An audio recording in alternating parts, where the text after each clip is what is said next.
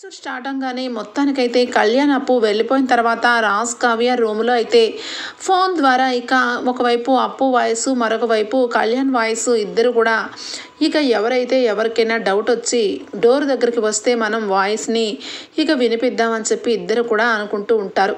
ఇక మరొక పక్క కొడుకు కోడలు ఇద్దరు కూడా సవ్యంగానే రూమ్లో ఉన్నారా లేరా అని చెప్పి అనుమానంతో ఇక దానిలక్ష్మి అయితే బయటకు వస్తుంది. అప్పటికే ఇక కళ్యాణ్ ఆల్రెడీ ఇక వెళ్ళిపోయినట్టుగా అనిపించడంతో ఇదేంటిది కళ్యాణ్లా అనిపిస్తున్నాడు, రాజ్ వాళ్ళ కళ్యాణ్లా అనిపిస్తున్నాడు అని చెప్పి ఇక వెంటనే కూడా డౌట్గా వస్తూ ఉంటుంది. ఇక అప్పుడే ఇక దానిలక్ష్మి వచ్చిన విధానం చూసి కావ్య మా చిన్నత్తయ్య వస్తున్నట్టున్నారు, ఇప్పుడు మనం ఏం చేయాలి అనగానే ఏం చేయడం ఏముందండి ఓపెన్ చేయండి అని చెప్పి అప్పు ఏంటి కూర్చి అని చెప్పి మాట్లాడుతూ ఉంటే లేం పొట్టి అని చెప్పి ఇద్దరు కూడా ఇక పాత వాయిస్ని వినిపిస్తారు. ఇక అది విన్న దానిలక్ష్మి లోపలే ఉన్నట్టుగా అనిపిస్తున్నారేంటి అని చెప్పి ఇక అక్కడి నుంచి వెళ్ళిపోతుంది. అమ్మయ్య మొత్తానికి గండం గట్టెక్కింది అని చెప్పి రాజ్ కావ్య ఇద్దరు కూడా హ్యాపీగా ఫీల్ అవుతారు. ఇంతలోనే వెళ్ళిన పని ముగించుకొని అప్పు కళ్యాణ్ అయితే రివర్స్గా ఇంటికి వస్తారు. ఇంటికి వచ్చిన తర్వాత ఇప్పుడు ఎలా వెళ్ళాలి కూర్చి అని చెప్పి అంటూ ఉంటుంది అప్పు. ఏదో రకంగా వెళ్ళాలి, ఇప్పుడు గనక మనం ఎవరికంటైనా పడ్డామంటే అనవసరంగా మనం అనుకున్నది మొత్తం కూడా రివర్స్ అయిపోతుంది అని చెప్పి ఇద్దరు కూడా అనుకుంటూ ఉంటే ఇక ఒక చేతితో పెద్ద తాడు తీసుకొచ్చి అప్పు అయితే కూర్చి ఈ తాడుతో డాబా పైకి వేసి నేను మెల్లగా పైకి వెళ్తాను, ఆ తర్వాత నువ్వు వచ్చే కూర్చాను. కానీ ఇక ఇంతలోనే ఏంటా చప్పుడు అని చెప్పి దానిలక్ష్మి వెంటనే కూడా బయటికి వచ్చి చూస్తుంది. అప్పుడు కనిపిస్తారు అప్పు అలాగే కళ్యాణ్. ఇద్దరిని చూసి ఒక్కసారిగా షాక్ అయిపోతుంది. గట్టిగా పిలుస్తుంది ఒరే కళ్యాణ్ అని చెప్పి. ఇక వెంటనే అప్పు కళ్యాణ్ అయితే ఇక దాడు కింద పడేసి ఇక ఏమీ మాట్లాడకుండా సైలెంట్గా లోపలికి వస్తారు. ఇక అప్పటికే కళ్యాణ్ గట్టిగా పిలిచినందుకు అప్పుడు అందరూ కూడా బయటికి వస్తారు. దుగ్గిరాల కుటుంబం అంతా కూడా ఏమైంది దానిలక్ష్మి అని చెప్పి అనుకుంటూ వచ్చే లోపలే అప్పు కళ్యాణ్ని చూసి ఇక ఇందిరాదేవి అలాగే అపర్ణ చూసి ఆశ్చర్యపోతారు. కళ్యాణ్ అప్పు నార్మల్ బట్టల్లో ఉండేసరికి ఇక వెంటనే రుద్రాణి అయితే ఏంటి ఈరోజు మీ ఇద్దరికి ఫస్ట్ నైట్ కదా, అలాంటిది ఏంటి ఎక్కడికో వెళ్ళినట్టున్నారు అని చెప్పి అనగానే ఎక్కడికో వెళ్ళటం కాదు, ఏకంగా ఫస్ట్ నైట్ ఆపేసుకొని నా కొడుకుని ఇక్కడి నుంచి తీసుకొని వెళ్ళిపోయింది ఈ అమ్మాయి అని చెప్పి అప్పుని చాలా కోపంగా అరుస్తూ ఉంటుంది దానిలక్ష్మి. అది అని చెప్పి నీళ్ళు నములుతూ ఉంటారు కళ్యాణ్ అలాగే అప్పు. ఏంటి మీ ఇద్దరు బయటకు వెళ్ళడం ఏంటి, నేను ఎంతో కష్టపడి పంతులు గారిని తీసుకొచ్చి ముహూర్తం పెట్టించి మీ ఇద్దరిని లోపలికి పంపిస్తే మమ్మల్ని మోసం చేసి బయటకు వెళ్తారా, అసలు మీరు ఏ రకంగా ఆలోచించారు, ఇటు తల్లి మాట కొంచెం కూడా మీకు అర్థం అవదా అని చెప్పి ఇక దానిలక్ష్మి బాధపడుతూ ఉంటుంది. సరే కానీ కళ్యాణ్ నువ్వు అలాగే అప్పు బయటకు వెళ్ళిపోతే మరి రూమ్లో ఎవరున్నారా అనగానే ఇక కళ్యాణ్ అయితే అది అని చెప్పి ఇక సైలెంట్గా ఇక ఏమీ మాట్లాడకుండా ఉంటే అప్పు కూడా అది అని చెప్పి ఇక నీళ్ళు నములుతూ ఉంటుంది. ఇక వెంటనే రాజ్ కావ్య అసలు రాజ్ కావ్య కూడా ఇద్దరు కనిపించట్లేదు కదా అని చెప్పి ఇక మొత్తానికైతే కుటుంబ సభ్యులందరూ కలిసి అప్పు అలాగే అప్పు కళ్యాణ్ ఉన్న రూములో ఎవరున్నారబ్బా అని చెప్పి లోపలికి వస్తారు. ఇక అప్పటికే రాజ్ కావ్య ఇద్దరు కూడా అక్కడ కూర్చొని మాట్లాడుకుంటూ ఉంటారు. ఇక వెంటనే డోర్ తెరుచుకొని రుద్రాణి లోపలికి వస్తుంది. ఇక వెంటనే రాజ్ అలాగే కావ్య ఇద్దరు కూడా ఒక్కసారిగా షాక్ అయిపోతూ ఇక ఇద్దరు నుంచుంటారు. అబ్బబ్బబ్బా చాలా బాగుందిగా రాజ్, బాగా ప్లాన్ చేశారుగా కావ్య, ఇటు నీ చెల్లిని ఇక బయటకు పంపించడం కోసం ఏకంగా శోభనం గదిలో రామ్తో పాటు ఉన్నామన్నమాట అని చెప్పి అంటుంది ఇక రుద్రాణి అయితే. ఇక వెంటనే ఆ మాటకి రుద్రాణి గారు అని చెప్పి అనే లోపలే రాజ్ అయితే అయ్యయ్యో నా గురించి మీరెందుకు మాటలు పడాలి, నిజానికి ఈ విషయంలో హెల్ప్ చేసింది నేనే, కళావతి గారు కాదు. కళ్యాణ్ పాపం ఏమీ అడగలేదు, అప్పు కూడా నన్నేం అడగలేదు, కానీ ఒక పెద్ద దొంగ పారిపోవటం, అది కూడా ఈరోజు నైటే వెళ్ళిపోవటం, అప్పు వెళ్ళి తీసుకురావాలని బాధపడుతుంటే నేనే హెల్ప్ చేశాను, అందులో తప్పే ఉంది. పెళ్ళైన వాళ్ళు ఎట్టి పరిస్థితుల్లో ఈరోజే కలవాలని రూలే ఉంది, రేపైనా ఫస్ట్ నైట్ జరిపించుకోవచ్చు, పారిపోయిన దొంగని పట్టుకోవడం ఇంపార్టెంట్ అని చెప్పి నేనే పంపించాను. కళావతి గారిని మీరు ఏ మాట కూడా తప్పుగా మాట్లాడకండి అని చెప్పి రాజని ఇక అక్కడి నుంచి అయితే బయలుదేరి వెళ్ళిపోతాడు. ఇంట్లో అందరూ కూడా ఇక రాజు ముందు ఎవరు ఏమి మాట్లాడరు, సైలెంట్ అయిపోతారు. ఇక మొత్తానికి చూసుకుంటే ఇక రాజు అయితే ఇంటికి రావటం జరుగుతుంది.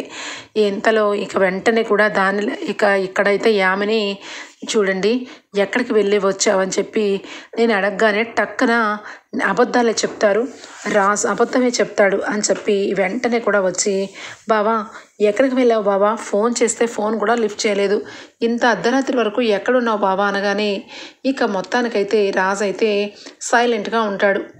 ఇక ఆల్రెడీ తల్లిదండ్రులకి గట్టిగా రాజు వస్తాడు, మాట్లాడండి మమ్మీ అని చెప్పి ఇక పురమాయించేసరికి బాబు రామ్ నిన్ను తప్పుగా అనుకోవట్లేదు, కానీ నువ్వు ఈ రకంగా ఎన్నింటి వరకు అయితే అన్నింటి వరకు బయట ఉండటం ఏమీ బాగలేదు.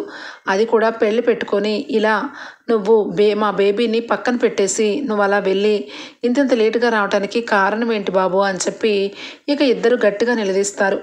ఇక ఖచ్చితంగా ఇక వాళ్ళ నాన్నకి సైడ్ చేస్తుంది యామిని. బాబు అన్ని విషయాల్లోనూ ఇక మాకు అయితే భయం లేదు, కానీ ఈరోజు యామిని నీ గురించి ఎంత తప్పించిపోయిందో. యామినిని పెళ్లి చేసుకుంటావని నాకు మాట ఇచ్చావు, ఆ మాట నిలబెట్టుకుంటావు కదా బాబు, లేదంటే మా యామిని గురించి నేను ఎంత బాధపడుతున్నానో నీకేం తెలుసు అని చెప్పి సెంటిమెంట్గా మాట్లాడడం మొదలు పెడతాడు. ఇక వెంటనే రాజు అయితే ఇక కరిగిపోయి యామినినే పెళ్లి చేసుకుంటాను అనేలాగా జాలిగా మాట్లాడుతూ ఉంటే ఇక రాజుకి అర్థమైపోతుంది. ఇప్పుడు కానీ నేను ఇంకాస్త టైం అడిగితే కరెక్ట్ కాదు, నాకు క్లియర్ కట్గా కళావతి మనసులో నేనే ఉన్నాను, కళావతిని నేను పెళ్లి చేసుకుంటాను, ఈ విషయం ఇప్పుడు చెప్పడమే కరెక్ట్ అని చెప్పి అనుకుంటూ ఉంటే ఏంటి బాబు ఏమి మాట్లాడవేంటి, ఈరోజు ఇక శుభలేఖలన్నీ పనిచేసాము, అలాగే పెళ్ళి కూడా 2 రోజులే ఉంది, నువ్వు పెళ్లి చేసుకోవని మా బేబీతో హ్యాపీగా ఉండాలి, కానీ ఇలా రాత్రింబవళ్ళు ఎక్కడికో వెళ్ళటం ఏమంత బాగుంటుంది చెప్పండి బాబు అని చెప్పి ఇద్దరు అడుగుతూ ఉంటే అవునంటీ మీరు అడుగుతున్న దాంట్లో న్యాయం ఉంది, కానీ నన్ను కూడా అర్థం చేసుకోండి. యాక్చువల్గా నేను ఇంత రాత్రి వరకు ఉన్నాను అంటే అక్కడే మీరు అర్థం చేసుకోండి, నేను కళావతిని ప్రేమిస్తున్నాను, కళావతి గారు కూడా నన్ను ప్రేమిస్తున్నారు, మనసులో ఒకరిని పెట్టుకొని యామినిని పెళ్లి చేసుకోకూడదని నేను మీకు టైం అడిగాను, కానీ మీరేమో అర్థం చేసుకోకుండా ఇలా మాట్లాడుతున్నారు.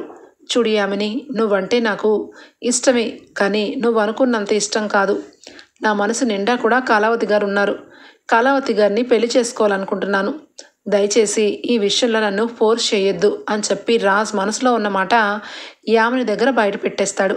ఇక ఒక్కసారిగా యామిని అయితే రగిలిపోతుంది. ఇక మరొక వైపు యామిని తల్లిదండ్రులు ఇద్దరు కూడా షాక్ అయిపోతారు.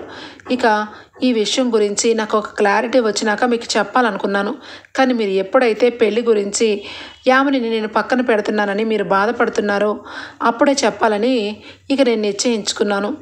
ఇక కళావతి గారిని మనసులో పెట్టుకొని యామినిని పెళ్లి చేసుకొని మోసం చేయలేను అని చెప్పి ఏమంటావు యామిని, నేను నిన్ను పెళ్లి చేసుకోవడం ఇంపార్టెంటా, నా మనసులో ఉన్న మనిషిని పెళ్లి చేసుకోవడం ఇంపార్టెంటా, నువ్వే చెప్పు అని చెప్పి రాజు అడగగానే ఈ యామిని అయితే అది బావా నువ్వు నన్ను పెళ్లి చేసుకోకపోయినా పర్వాలేదు, కానీ నువ్వు మోసపోవడం నాకు ఇష్టం లేదు బావా అనగానే నేనేం మోసపోయాను అనగానే అంటే బావా నువ్వు నిజంగానే కళావతిని మనస్ఫూర్తిగా ఇష్టపడుంటే పెళ్లి చేసుకుంటే అంతకన్నా ఆనందించేది ఏముంది బావా, చిన్నప్పటి నుంచి నువ్వంటే నాకు చచ్చేంత ఇష్టం, నువ్వు లేకపోయినా కూడా నేను బ్రతికేయగలను, కానీ ఆ కళావతి విషయం నువ్వు తెలుసుకుంటే నువ్వు తట్టుకోలేమేమో బావా అనగానే ఏమైంది, కళావతి విషయం ఏంటి, కళావతి గురించి ఏం చెప్పాలనుకుంటున్నావు అని చెప్పి రాజు అంటాడు.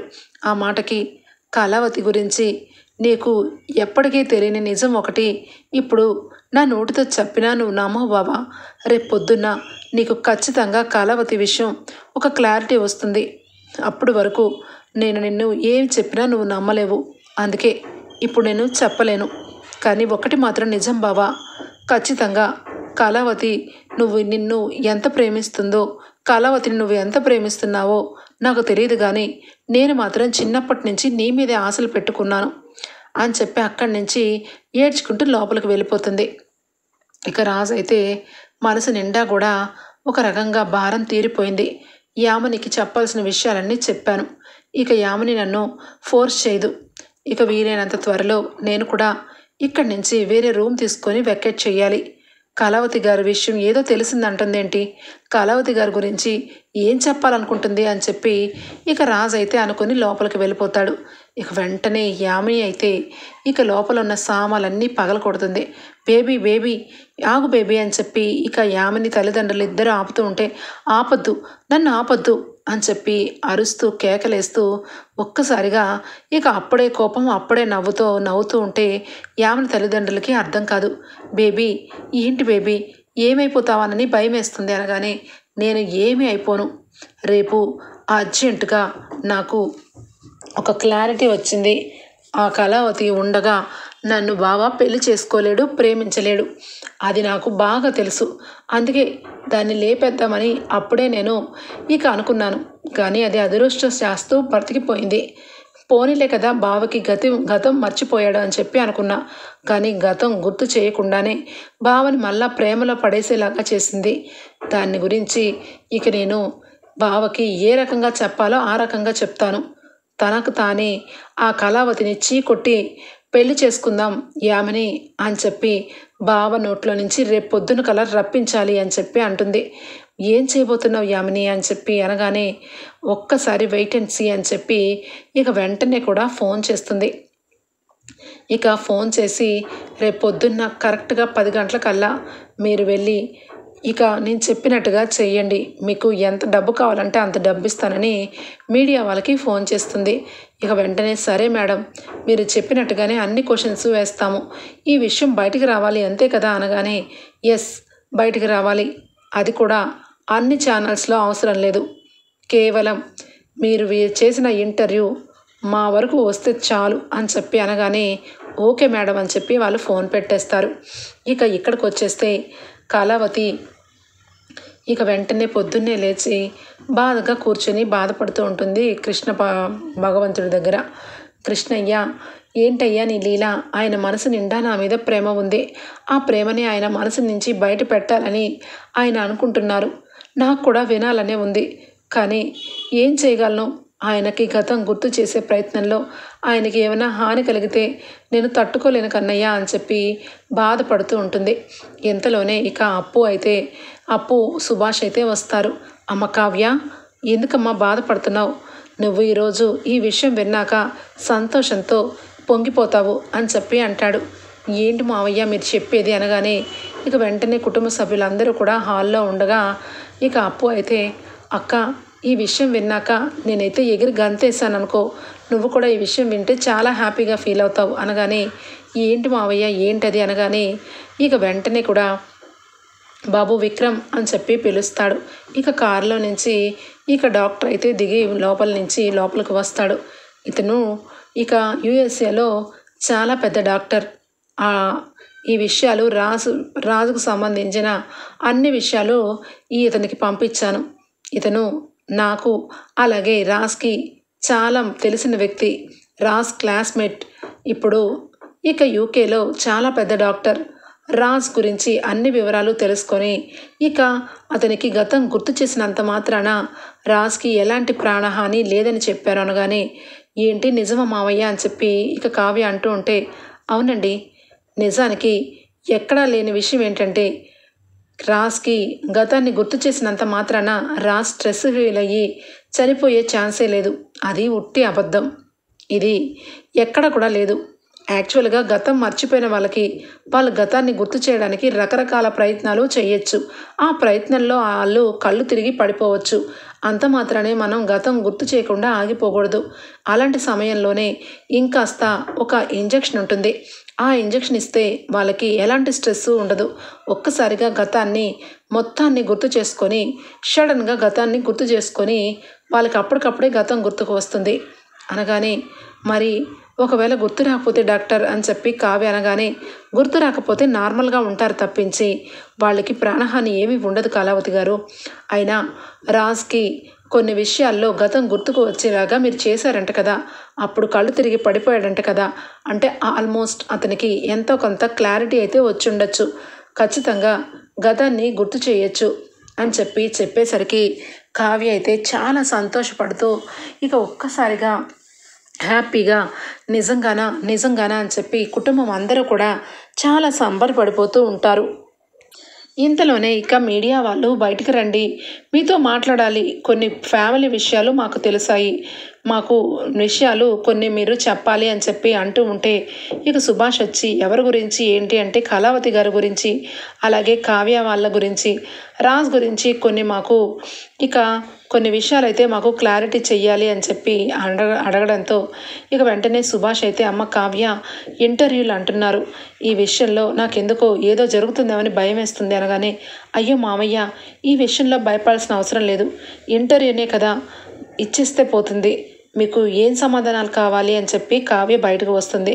ఇక వెంటనే మీడియా వాళ్ళు కళావతి గారు మీకు పెళ్ళయింది, ఎన్ని సంవత్సరాలు అయ్యింది అని చెప్పనగానే 2 ఏళ్ళు అయ్యింది, మరి మీరు పెళ్ళి అయినా కూడా మంగళసూత్రాలు లేకుండా మరి ఎందుకుంటున్నారు, ఇంతకీ మీ భర్త గారు స్వరాజ్ గారు ఏమైపోయారు, అప్పుడు యాక్సిడెంట్లో మీరు బ్రతికి బట్ట కట్టారు, మరి మీ భర్త గారు కనిపించట్లేదు కదా, ఆయన ఏమైంది అని చెప్పి అడుగుతూ ఉంటే ఇక కావ్య అయితే నాకు పెళ్ళే 2 ఏళ్ళు అయింది, అతను బ్రతికే ఉన్నారు, ఆయన ఇక్కడ లేరు, వేరే చోట ఉన్నారు అని నిజాలన్నీ కూడా మీడియాకి చెప్తూ ఉంటుంది. కానీ ఒక్క రాజ్ ఫోటోని మాత్రం ఎవరికీ చూపించకుండా ఇక జాగ్రత్త పడుతూ ఉంటుంది యామిని అయితే. మీడియా వాళ్ళు యామిని చెప్పినట్టుగా అడుగుతూ ఉంటే ఇక రాజ్ అయితే పొద్దున్నే ఇక కళావతి గురించి ఏ విషయం యామిని చెప్తుందా అని చెప్పి అనుకుంటూనే కిందకు దిగుతాడు.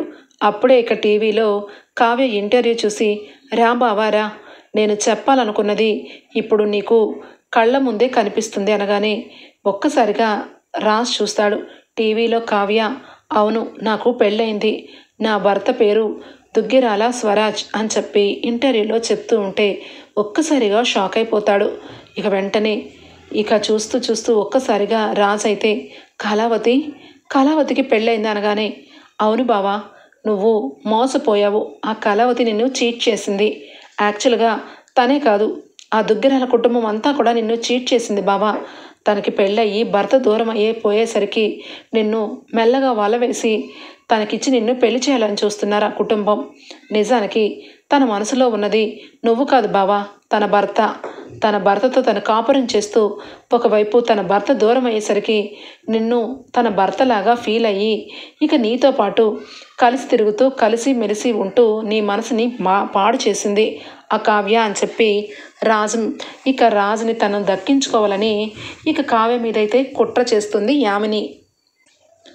నిజానికి కళావతి గారు నన్ను ఇంత మోసం చేస్తారా అని చెప్పి రాజ్ చాలా కోపంతో ఇక కళావతిని నన్ను ఎందుకు మోసం చేస్తావని నిలదీస్తాను అనగానే ఇక వెంటనే పద బావా నేను కూడా వస్తాను, నా బావ నన్ను పెళ్లి చేసుకోకుండా కళావతిని మ్యారేజ్ చేసుకుంటానన్నా కూడా నాకు బాధ అనిపించలేదు, కానీ నిన్ను మోసం చేసిన ఆ కావ్య ఎట్టి పరిస్థితిలోనూ సమాధానం చెప్పి తీరాల్సిందే, పదబావ అని చెప్పి ఇక రాజుని తీసుకొని కావ్య దగ్గరికి బయలుదేరుతారు.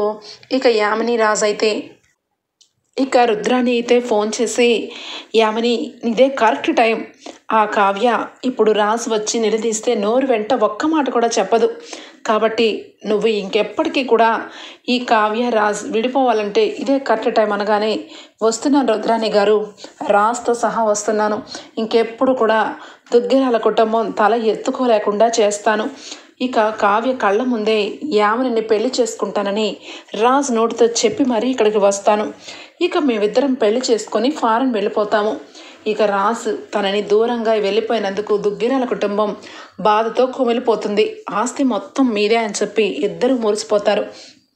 ఇక మొత్తానికైతే ఇంటర్వ్యూ అంతా అవుతూ ఉన్న లోపలే రాజ్ అయితే దుగ్గిరాల ఇంటికి వస్తాడు. ఇక కావ్య వెంటనే రాజుని చూసి ఇక ఒక్కసారిగా షాక్ అయిపోతుంది. ఇంతలోనే సుభాష్ అయితే నువ్వేమీ భయపడకమ్మా అని చెప్పి అంటూ ఉంటాడు.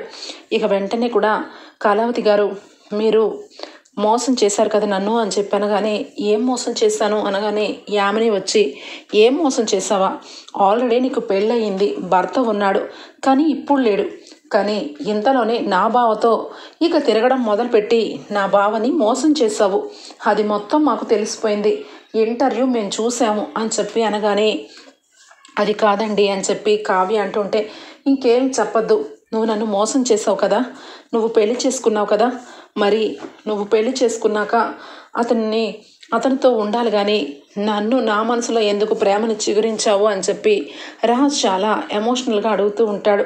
ఇక వెంటనే అక్కడే ఉన్న అప్పు అలాగే డాక్టర్ ఇక సుభాష్ అందరూ కలిసి ఒక్కసారిగా యామిని తీరును చూసి కోపంతో, అమ్మ కావ్య, ఇప్పుడు ఏమి పర్వాలేదు, తనకు తానే వచ్చి నీ భర్త గురించి నిలదీస్తున్నాడు కాబట్టి తన భర్త ఎవరో అందరి ముందు తెలిసేలాగా నేను చేస్తాను అని చెప్పి ఇక వెంటనే, బాబు రాజ్, నిజానికి కళావతి నిన్ను మోసం చేయలేదు, కళావతికి అసలు జరిగిందేంటో నీకు తెలిస్తే నువ్వు కూడా బాధపడతావు అని చెప్పి అంటుంది.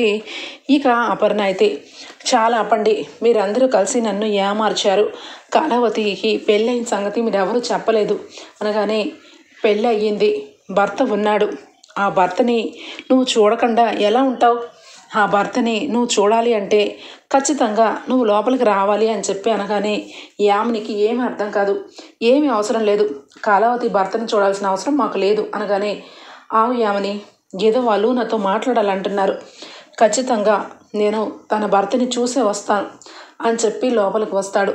అంతే, డాక్టర్ వెంటనే కూడా పక్క నుంచి ఇక రాజ్కి ఇంజెక్షన్ ఇస్తాడు. ఎందుకు ఇంజెక్షన్ ఇస్తున్నావు అనగానే ఇంతలోనే యామిని వచ్చి, బావా వీళ్ళందరూ కలిసి కుట్ర చేయబోతున్నారు అనగానే ఇక వెంటనే అప్పు అయితే వెనక నుంచి, ఆగు, కుట్ర లేదు గిట్రా లేదు, మర్యాదగా ఇక్కడే ఆగు అని చెప్పి యామిని ఆపేస్తుంది. ఇక రాజ్కి ఒక్కసారిగా ఇంజెక్షన్ ఇవ్వగానే బెడ్రూమ్లో కావ్య రాజ్ పెళ్లి ఫోటోని పెట్టి ఇక రాజ్కి కళ్ళు తెరిచి చూసేసరికి ఎదురుగా, ఇదిగో ఇతనే మా కళావతి వాళ్ళ భర్త స్వయాన స్వరాజ్, దుగ్గిరాల స్వరాజ్. ఇప్పుడు అర్థమైంది కదా కళావతి భర్త ఎవరో, నువ్వేరా, నువ్వు రామ్ కాదు, ఆ యామిని నీ పేరు మార్చింది, నీ ఊరు మార్చింది, నీ జీవితమే మార్చేసింది, తను ఇక నిన్ను మోసం చేసింది కావ్య కాదు, యామిని అని చెప్పి ఇక సుభాష్ అయితే చెప్తాడు. ఒక్కసారిగా రాజు అయితే కళ్ళు తిరిగి ఇక కింద పడిపోతాడు. ఒక పక్క కావ్య అయితే భయంతో, మావయ్య మనం చేసేది కరెక్టేనా అనగానే డాక్టర్ అయితే ఏమీ పర్వాలేదు, అతనికి ఇప్పుడు గతం ఖచ్చితంగా గుర్తుకొస్తుంది అని చెప్పి మొత్తానికైతే రాజ్ కళ్ళు తిరిగి పడిపోయి ఒక్కసారిగా కళ్ళు తెరిచి ఇక ఎదురుగా చూస్తూ ఉంటే ఇక వెంటనే కావ్య బాధపడుతూ ఏమంటాడో ఏమో, అసలు ఏం జరుగుతుందో ఏమోనని టెన్షన్ పడుతూ ఉంటుంది. యామిని అయితే కోపంతో, నా బావని నాకు దూరం చెయ్యాలని చూస్తారా, మిమ్మల్ని ఎవరిని విడిచిపెట్టను, రా బావా అని చెప్పి ఇక పడుకొని లేచే మనిషిని ఒక్కసారిగా చేపట్టుకునేసరికి, వదులు యామిని అని చెప్పి గట్టిగా అరుస్తాడు. ఇంట్లోకి ఎవరికి ఏమి అర్థం కాదు. బావా అనగానే, ఎవరు బావా, అసలు నువ్విక్కడేంటి, అసలు నీతో నేను ఇక్కడ ఉన్నానేంటి, కళావతి ఏంటిది ఇక్కడుంది, దీని గురించి నీకు తెలియదు కదా, ఇది పెద్ద సైకో, ఇది మనుషుల్ని మాట్లాడుతూనే హింస పెట్టే రకం, అసలు నీతో నేను ఇంతకాలం ఎలా ఉన్నాను, నాకు నా భార్య ఉంది, నా కుటుంబం ఉంది, ఎంతమందిలో నా భార్యని నన్ను దూరం చేయాలని చూస్తున్నా, నీలాంటి దాన్ని చూస్తుంటే అసహ్యం వేస్తుంది అని చెప్పి రాజ్ అయితే ఒక్కసారిగా యామిని చంప పగలు కొడతాడు. అంతే, ఇక కావ్య అయితే ఆనందంతో, ఏవండి అనగానే, అవును కళావతి, నువ్వు నా భార్యవని నాకు నా మనసు చెప్తూనే ఉంది, కానీ ఎక్కడో ఏదో జరిగిందని పొరపాటు పడ్డాను, కానీ నీ గురించి తప్పుడుగా చెప్పి నీ మీద మనసు విరిచేయాలని చూసింది, కానీ ఆ దేవుడు ఈరోజు నాకు గతాన్ని గుర్తు చేశాడు అని చెప్పి ఇక కళ్యాణ్ అందరి ముందు కావ్యని గట్టిగా హక్ చేసుకుంటాడు రాజ్ అయితే. ఇక అప్పుడు కావ్య ఇచ్చి యామిని మీద, ఇదిగో యామిని, ఎప్పుడు కూడా న్యాయమే నెక్కుతుంది, అన్యాయం ఓడిపోతుంది, నా భర్తని నీ భర్తగా చేసుకోవాలని నా మీద కుట్ర చేశావు, నన్ను చంపాలని ప్రయత్నించావు, అయినా ఓడిపోయావు, నా భర్త గతం మర్చిపోయినా తన జీవితంలో నేనే ఉన్నానని అతను నాతోనే ఉన్నాడు, అంతెందుకు ఇప్పుడు నా నోటిలో నుంచి నాకు పెళ్ళయింది అన్న చెప్పిన మాట విని కూడా నా భర్త నా దగ్గరికే వచ్చాడు, చూడు యామిని, ఎక్కడి నుంచైనా బుద్ధిగా బ్రతుకు, లేదంటే అనవసరంగా ఎప్పటికీ బయటికి రాలేవు అనగానే, ఏంటి మాట్లాడుతున్నావు, నాకే వార్నింగ్ ఇస్తున్నావా రాజ్, అవును, నువ్వంటే నాకు పిచ్చి ప్రేమ, అందుకే ఇదంతా చేశాను. నన్ను పెళ్లి చేసుకోకపోతే నేను నీ భార్యని చంపేస్తాను రాజ్ అని చెప్పాను. కానీ ఇక వెంటనే చాచి చెంప మీద కొడతాడు రాజ్. అయితే చూడు యామిని, ఒకప్పుడు నువ్వు నాతో ఫ్రెండ్లా ఉన్నావు కాబట్టి ఆ విషయంలో నిన్ను వదిలేశాను.